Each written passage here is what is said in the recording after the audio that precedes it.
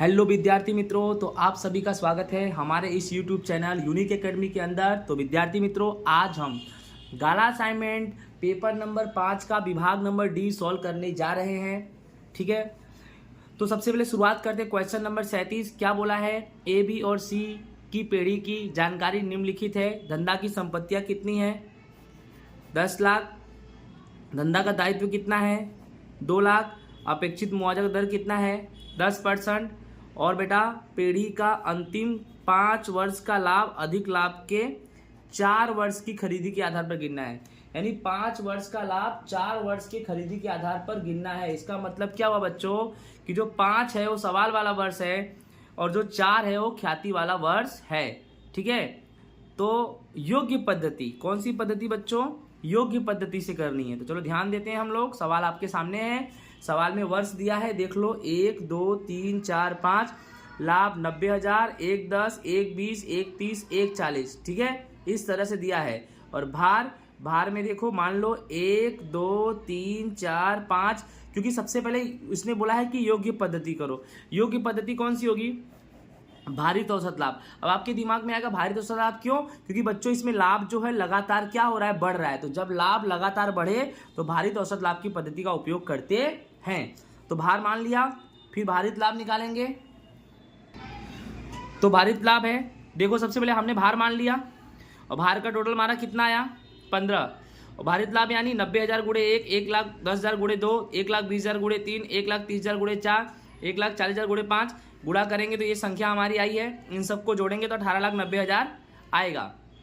अब भारित औसत लाभ का सूत्र क्या होता है? कुल भारित लाभ बटे में कुल भार। कुल भारित लाभ कितना है? 18,90,000। और कुल भार कितना है? 15। 18,90 में 15 का भाग देंगे तो कितना आएगा? 1,26,000। ठीक है, ये तो तुम्हारा आया भारित औसत लाभ। अब आपके सवाल में करना क्या है, ध्यान से देखो। एक चीज मैं भूल गया बताना आपको, अधिक लाभ ज्ञात करना है। क्या ज्ञात करना है? अधिक लाभ। तो अधिक लाभ का जो सूत्र होता है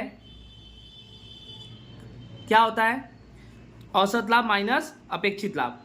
औसत लाभ में आपने ज्ञात कर दिया कौन सा औसत लाभ? भारित औसत लाभ 1,26,000। तो यहाँ पे हमने 1,26,000 लिख दिया। अब चाहिए अपेक्षित लाभ। तो अपेक्षित लाभ का सूत्र क्या होता है? अपेक्षित लाभ का सूत्र होता है विनियोजित पूंजी गुणे अपेक्षित मुआवजा का दर। अपेक्षित मुआवजा का दर सवाल में दिया है कितना परसेंट?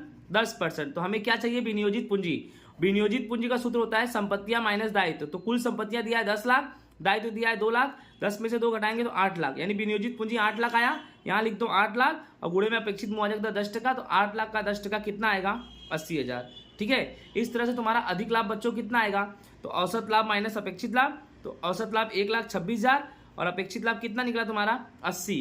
तो 1,26 में से 80 घटा देंगे तो 46,000 रुपये आपका क्या आएगा बच्चों?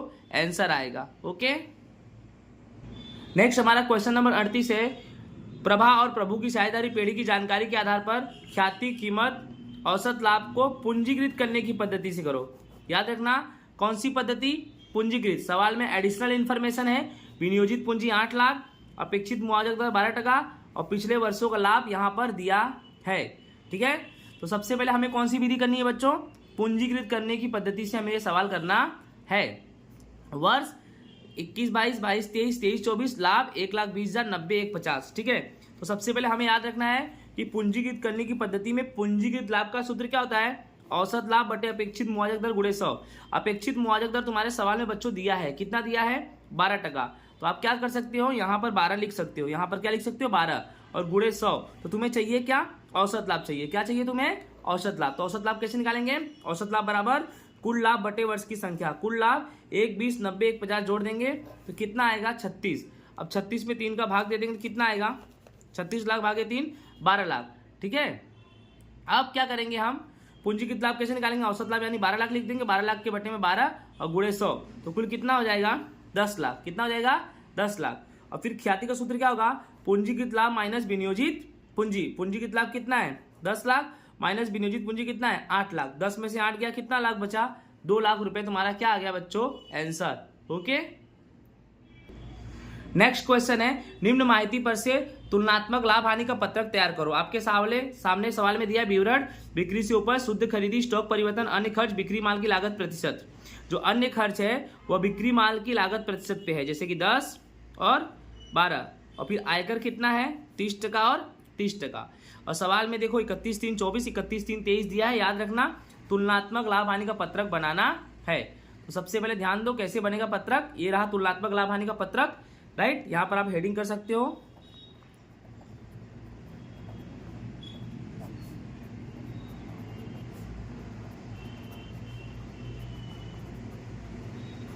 तुलनात्मक लाभ हानि का पत्रक कैसे बनेगा। विवरण 1 नंबर, नोट नंबर 2, 31/3/23, 23 पहले और 24 बाद में, ये 3 नंबर, ये 4 नंबर। फिर वृद्धि कमी रुपए में 5 नंबर, वृद्धि कमी प्रतिशत में 6 नंबर। 5 नंबर कैसे निकलेगा, 4 में से 3 घटाने का। 6 नंबर कैसे निकलेगा, 5 में 3 का भाग दिए गुणे क्या करने का बच्चों, 100 करने का। चलो स्टार्ट करें। सबसे पहले क्या करेंगे, 1 नंबर बिक्री से उपज आएगा, 1 नंबर में आएगा बिक्री से उपज। तो ये रहा बिक्री से उपज। 23 वाला देखो, 23 वाला 9 लाख है और 24 वाला कितना है 15 लाख। तो करना कुछ नहीं है, ध्यान से देखो, पहले 9 लाख लिख दिया, फिर 15 लाख, फिर 5, 4 में से 3 घटाएंगे, यानी 4 में से 3 घटाओ, 15 में से 9 घटाओ, कितना आएगा 6 लाख। अब 5 भागे 3 गुणे 100, तो 5 भागे 3 यानी 9 लाख, यानी 6 लाख भागे 9 लाख गुणे 100 करेंगे तो 66.67 आएगा। ओके, अब नेक्स्ट क्या है, दूसरा नंबर अन्य आवक। तो अन्य आवक दिया नहीं तो डैश डैश कर दो। 3 नंबर कुल उपज, तो कुल उपज यानी सेम टू सेम ये 9 उतर जाएगा, यहाँ पे सेम टू सेम 15 उतर जाएगा, तो 15 में से 9 गया 6 बचेगा, और ये भी सेम टू सेम रहेगा। ठीक है, 3 नंबर तक। अब 4 नंबर में आ गए खर्च। तो आपके सवाल में खर्च में सबसे पहले क्या दिया है, खरीदी।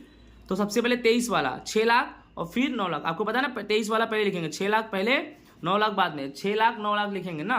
तो ध्यान से देखो, सबसे पहले क्या लिखा 6 लाख, फिर क्या लिखा 9 लाख, 9 में से 6 गया कितना बचा 3। अब 3 में 6 का भाग दो और गुणे 100 करो तो कितना आएगा 50 आएगा। ठीक है, चलो आगे देखते हैं। अब स्टॉक परिवर्तन, स्टॉक परिवर्तन पहले कितना है 50, फिर बाद में भी कितना है 50, दोनों में कितना है 50-50। ठीक है, तो ध्यान देना, स्टॉक परिवर्तन 50-50, तो क्या आएगा भाई, आंसर कुछ आएगा नहीं, तो वहां पे अपने डैश कर दिया, राइट। अब आगे देखो क्या दिया है, अन्य खर्च। अन्य खर्च तो बिक्री लागत का प्रतिशत। पहले तो बिक्री लागत का प्रतिशत कैसे निकालेंगे, जैसे 12 है, 9 लाख है ना, तो 9 लाख है टोटल ये अपना। तो बच्चों करना क्या है थोड़ा ध्यान रखना कि अन्य खर्च यानी बिक्री माल का लागत। तो सबसे पहले क्या करना है, ध्यान देना, सबसे पहले हमने 23 वाला लिखा है 24 वाला। तो ध्यान देखो 23 वाले में देखो, पहले बिक्री माल की लागत कैसे निकालेंगे। तो बिक्री माल की लागत में क्या करेंगे, ये खरीदी 6 लाख और स्टॉक परिवर्तन 50,000, ये दोनों क्या कर देंगे, जोड़ देंगे। दोनों क्या कर देंगे, हम जोड़ देंगे, क्योंकि बिक्री माल की लागत का सूत्र होता है शुद्ध खरीदी प्लस स्टॉक परिवर्तन। तो शुद्ध खरीदी कितना है तुम्हारा, देखो 6 लाख है, तो 6 लाख प्लस स्टॉक परिवर्तन कितना है 50, तो 50,000, 6 लाख 50,000 गुणे टका कितना दिया तुम्हारा 12, तो इसका 12% निकाल दो तो 78,000 आया, यानी 23 का कितना आया 78,000। तो देखो आप ध्यान से 23 में देखो 78,000। ठीक उसी प्रकार से 24 का करेंगे, 24 में कितना दिया है पहले ध्यान दो, पहले देखो ये दिया है 9 लाख और ये दिया है 50,000, तो 9,50,000 हो जाएगा। तो 9,50,000 गुणे इसका भी 12, तो सॉरी इसका 10 है, कितना दिया है 10। तो करना क्या है, 9 लाख में 50,000 जोड़ दो, तो 9,50,000 गुणे 10% 95,000 आया। कितना आया 95,000। देख लो अब अच्छे से, ये रहा 95,000। अब क्या करना है बच्चों, 95 में से 78 घटाओ तो कितना आएगा 17, फिर 17,000 में 78,000 का भाग दिया गुणे 100 करो तो 21.79 आएगा। फिर कुल खर्च, कुल खर्च कैसे निकलेगा, 6,50,000 78,000 को जोड़ दो तो कितना आ जाएगा 7,28,000, 9,50,000 95,000 को जोड़ो तो कितना आएगा 10,45,000। ओके, अब करना क्या है, 10,45,000 में से 7,28 घटाएंगे तो 3,17 आएगा, फिर 3,17 में 7,28 का भाग देंगे गुणे 100 करेंगे तो 43 पॉइंट कितना आएगा बच्चों 54 आएगा। ठीक है, अब उसके बाद 5 नंबर आएगा आयकर से पहले का लाभ। 4 में से 5 घटा देंगे, 4 तुम्हारा ये रहा और 4 में से 5 घटाएंगे तो यानी टोटल अपना कुल खर्च कितना है 728। ठीक है, और 5 नंबर तो गलती हुई है, यहाँ पर क्या करेंगे हम 3 में से 4 घटाएंगे। क्या करेंगे, 3 में से हम यहाँ पर 4 घटाएंगे, 3 माइनस 4, तुम्हारा 3 कितना है 9 लाख और 4 में कुल खर्च कितना है 728, तो 9 लाख में से 728 घटाएंगे तो 172 आएगा। ठीक उसी प्रकार 15 लाख में से 10,45 घटाएंगे, 455, फिर 455 में से 172 घटाएंगे 283, 283 भागे 172 गुणे 100 164.53 आया, ठीक है। फिर 6 नंबर आयकर को माइनस करो 30%, 172 का 30%, 51,600, 455 का 30%, 136,500, फिर 136,500 में से 51,600 घटाएंगे 84,900, 84,900 में 51,600 का भाग देंगे गुणे 100 करेंगे तो 164.53 आया, ठीक है। 7 नंबर आयकर के बाद का लाभ 5 माइनस 6, 5 तुम्हारा ये रहा और 6 तुम्हारा ये रहा, 172 में से 91,600 घटाएंगे 120,400, 455 में से 136,500 घटाएंगे 318,500 आएगा, 318,500 आया, फिर 318,500 में से 120,400 घटाएंगे 198,100 आएगा, 198,100 भागे 120,400 गुणे 100 करेंगे तो 164.53 तुम्हारा क्या हो जाएगा बच्चों, आंसर हो जाएगा। आई होप आपको अच्छे से ये सवाल समझ में आ गया होगा। ओके, नेक्स्ट हमारा क्वेश्चन है उषा लिमिटेड की जानकारी पर से स्टॉक गुणोत्तर ज्ञात करो। क्या ज्ञात करो, स्टॉक गुणोत्तर। विवरण में सबसे पहले दिया है प्रारंभिक स्टॉक, बिक्री, खरीदी के खर्च। यहाँ क्या दिया है, अंतिम स्टॉक, खरीदी और मजदूरी, ठीक है। स्टॉक गुणोत्तर ज्ञात करना है। सबसे पहले बच्चों स्टॉक गुणोत्तर का जो सूत्र होता है बिक्री माल की लागत बटे में औसत स्टॉक। तो सबसे पहले हमें बिक्री माल की लागत चाहिए, तो बिक्री माल की लागत का सूत्र होता है अंतिम स्टॉक प्लस खरीदी के खर्च माइनस, सॉरी यहाँ पर अंतिम स्टॉक नहीं आएगा, यहाँ पर आएगा प्रारंभिक स्टॉक, गलत लिख दिया हूं।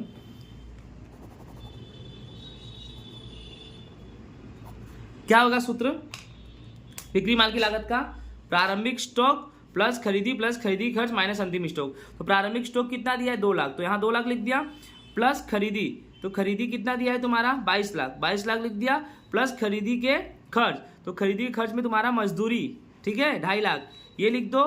खरीदी के खर्च देखो 1 लाख दिया भी है, खरीदी का खर्च 1 लाख दिया ये भी, और मजदूरी जो 2,50,000 ये भी खरीदी का खर्च ही है इसको, और माइनस अंतिम स्टॉक, तो अंतिम स्टॉक तुम्हारा कितना दिया है 1.5 लाख, तो 1.5 लाख इसका सॉल्यूशन करेंगे तो 26 लाख आएगा। कितना आएगा 26 लाख। तो बिक्री माल की लागत कितनी लिख दी है तुमने 26 लाख। अब चाहिए औसत स्टॉक। औसत स्टॉक का सूत्र था प्रारंभिक स्टॉक प्लस अंतिम स्टॉक बटे में 2। प्रारंभिक स्टॉक तुम्हारे सवाल में चेक कर लो कितना दिया है 2 लाख, अंतिम स्टॉक कितना दिया है 1.5 लाख, तो 2 लाख और 1.5 लाख को जोड़ के 2 से भाग, 2 लाख प्लस 1.5 लाख बटे में 2, 3,50,000 बटे में 2, तो 1,75,000 तुम्हारा क्या आया औसत स्टॉक। तो औसत स्टॉक 1,75,000 यहाँ पे रख दो, तो तुम्हारा आंसर आएगा 14.86 बार। आई होप दोस्तों आपको समझ में आ गया होगा ये भी सवाल।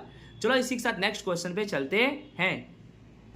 नेक्स्ट हमारा दोस्तों लास्ट क्वेश्चन है श्वेता कंपनी लिमिटेड का नीचे के व्यवहारों पर से परिचालन प्रवृत्ति। बच्चों परिचालन प्रवृत्ति से उद्भव रोकड़ प्रवाह हमें ज्ञात करना है।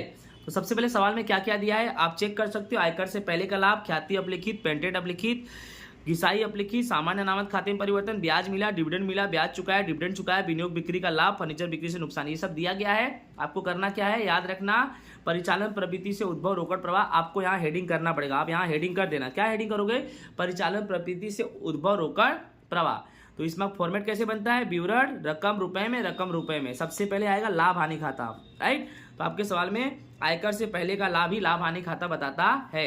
या आयकर से पहले का लाभ 1,32,000 ये लाभ हानि खाता है, ठीक है। इसको कहाँ रखेंगे बच्चों, दूसरे वाले कोष्टक में रख देंगे। फिर जोड़ो, क्या क्या जोड़ेंगे इसमें, तो ध्यान रखना, ख्याति अपलिखित की, पेटेंट अपलिखित की, घिसाई अपलिखित की, सामान्य अनामत, ब्याज चुकाया, डिविडेंड चुकाया, फर्नीचर बिक्री से नुकसान, ये सबको जोड़ेंगे बच्चों। सवाल में है 28, 17, 29, 23, 11, 25, 18 सबको जोड़ेंगे तो 1,51,600 आएगा। अब 1,32 में 1,51,600 जोड़ेंगे तो 2,83,600 आएगा। अब क्या करना है बेटा, घटाना है। घटाने में क्या करेंगे, ब्याज मिला, डिविडेंड मिला, विनियोग बिक्री से लाभ, ये सबको क्या करेंगे हम बच्चों घटा देंगे। 12,000, 9,000, 13,000, कुल कितना आएगा 34,000। अब 2,83,600 में से 34,000 घटाएंगे तो 2,49,600 आएगा। इसी को बोलते हैं कार्यशील पूंजी में परिवर्तन के पहले का लाभ। तो दोस्तों आई होप आपको ये भी सवाल एकदम अच्छे से समझ में आया होगा। इसी के साथ ये हमारा वीडियो पूरा होता है। राधे राधे। ओके।